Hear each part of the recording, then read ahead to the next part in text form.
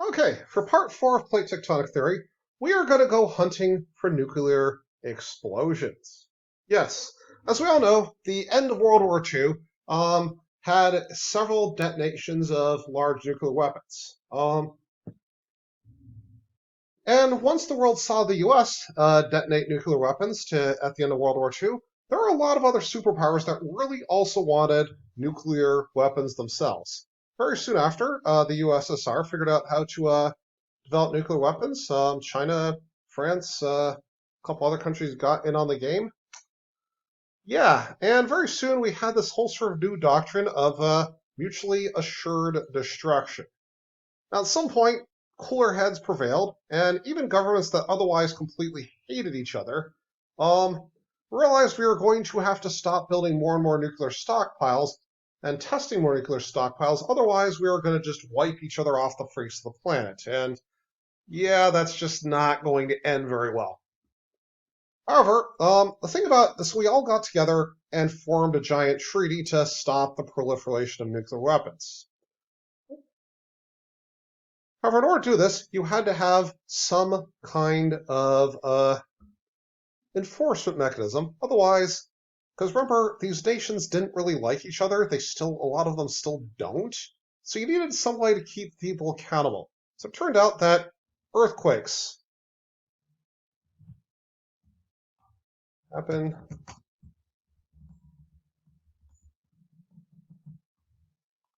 Earthquakes happen during nuclear explosions. This one starts with the observation that earthquakes happen during nuclear explosions. And yeah, we are definitely, this chart's getting pretty involved and deep. Thanks for your patience on this. So what we started to do was look, and so we created a test to look at locations of earthquakes around the world.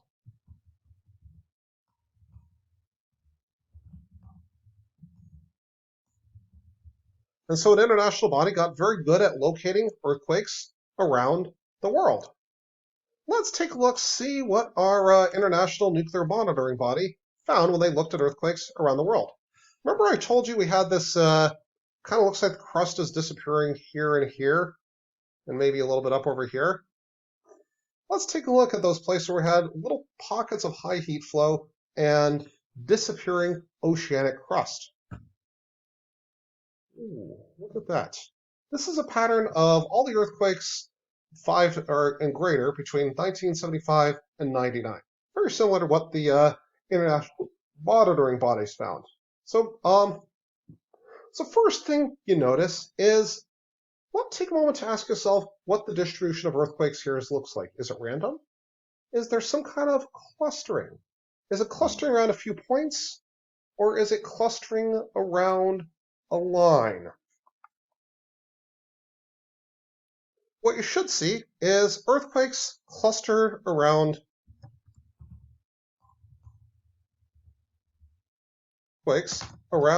a linear feature. We'll give names to these in a moment.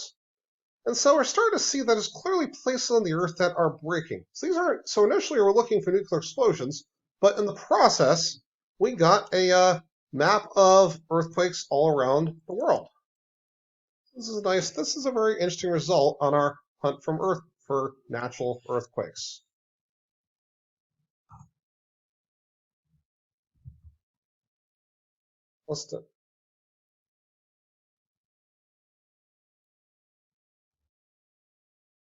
There we go. So this is a pretty interesting result. Now I want to take another look at this PowerPoint and look at the deep earthquakes. So if you look closely, remember that basin, how the Pacific Basin seems to have that weird pattern of seafloor ages? And so what we also have here is not just locations, but depth. And these earthquakes, some of these earthquakes are occurring over 500 kilometers below the surface. Now, if you remember from our Layers of the Earth lecture, they're supposed to be fairly gooey at that depth. And earthquakes happen when things break. So how are we getting? So why do we have disappearing ocean floor and brittle fracturing of materials in the Earth in this same area? Then secondly, look at the way the depths of these earthquakes relate to their distance from the edge of the ocean basin. Are they getting deeper as you move away from the ocean basin or shallower as you move away from the ocean basin? Let's do a little plot. So look at those deep earthquakes. We're going to plot locations of some of those deep earthquakes here. We're going to first draw some ocean. So here we have our oceanic crust. Well, it's going to put some continental crust that doesn't have to be continental crust.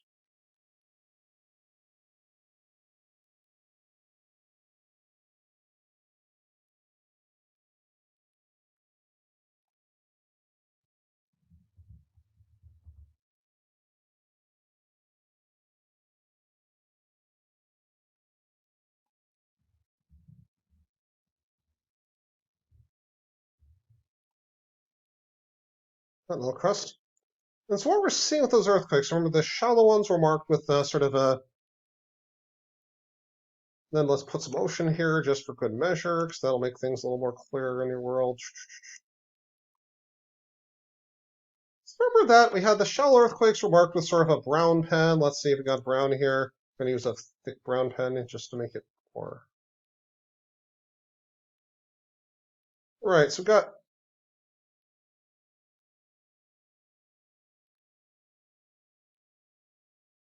we had these shallow earthquakes occurring fairly near the base edge of the ocean basin.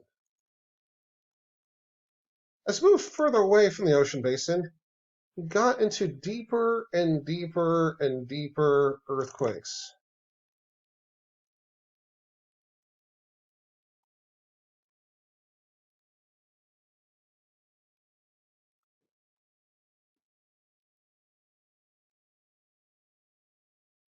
And not only that, not only the earthquakes getting deeper and deeper, they were getting deeper and deeper and deeper.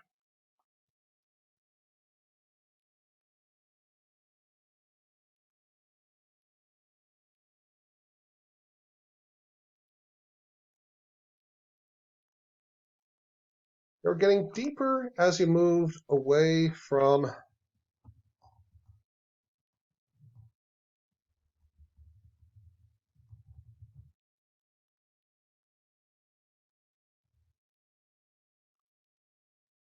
the earthquakes were getting deeper as you moved away from the ocean basin.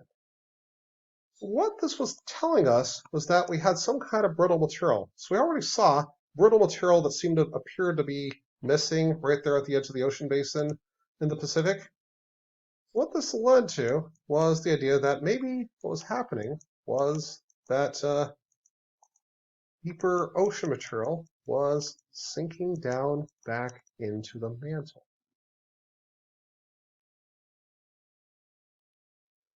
And this was further confirmed by the presence of volcanism when this oceanic plate got to be about got to be about 100 meters deep. You'd start to see volcanism popping up. You also see volcanism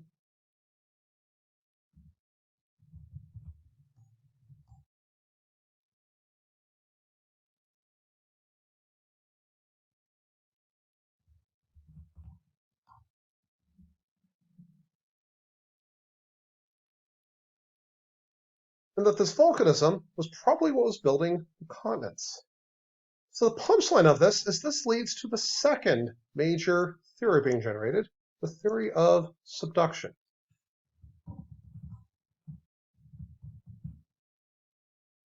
Theory of subduction.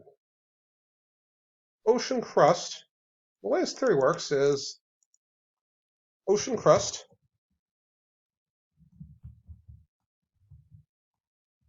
the edge of the basin,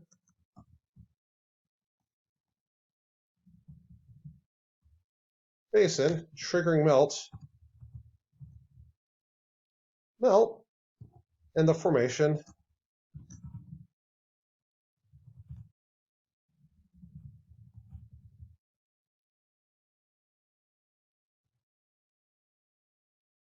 and the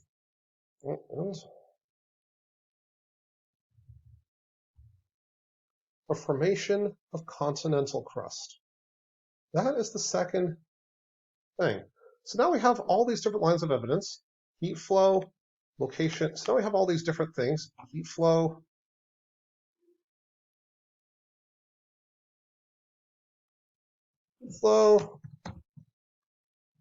magnetic anomalies,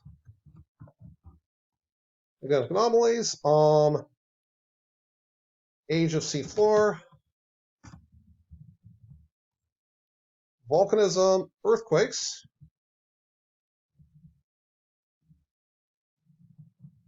locations and depths, and volcanism. We have all these new lines of evidence from after World War II,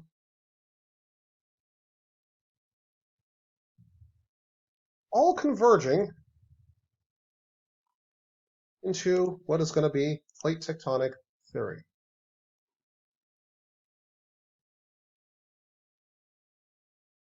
Giving you plate tectonic theory.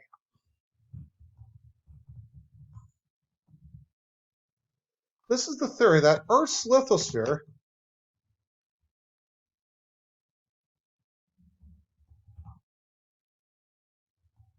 broken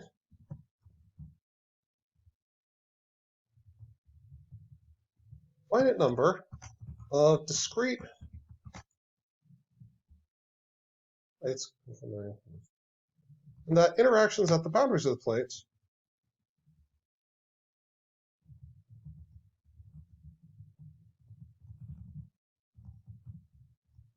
control many geologic processes. There we go, plate tectonic theory. Earth's lithosphere is broken into a finite number of discrete plates, and that interactions at the boundaries of these plates control many geologic processes. So I'll leave you here with that, and then I'll show you this diagram.